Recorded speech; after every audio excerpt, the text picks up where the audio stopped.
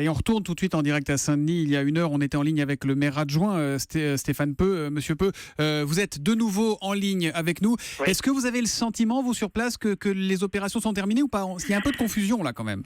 Non, il semble pas. Pour l'instant, nous, les que nous avons, c'est que l'opération n'est pas terminée. C'est pour ça que nous renouvelons les consignes que nous passons depuis 4h30 ce matin aux Dionysiens de ne pas sortir de chez eux pour l'instant. Le métro ne fonctionne pas, les bus ne fonctionnent pas, les périmètres ne vont pas ouvrir.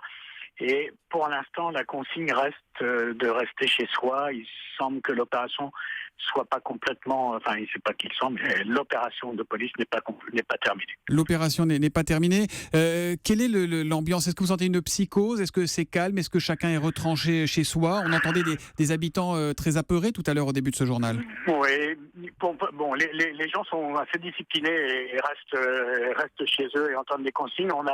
Il y a eu un très grand traumatisme vers 4h30 ce matin parce que tout le monde a bien évidemment pensé à une nouvelle vague d'attentats et alors que notre ville en a connu une vendredi avec les trois explosions d'attentats du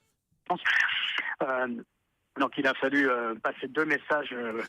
Restez chez vous et ce n'est pas une vague d'attentats, c'est une intervention de la police. C'est certes très spectaculaire, 1 heure de fusillade. Voilà. Quasiment ininterrompue, c'est très long, c'est très traumatisant. Une cellule psychologique va ouvrir dans les locaux de la mairie avec les médecins. Pour les habitants du quartier, j'imagine. Voilà. Merci. Et puis pour les gens qui vont nous être orientés par les SAMU, et les pompiers. Merci Stéphane Peu, évidemment, la liaison n'est pas très bonne, vous êtes au téléphone portable avec nous.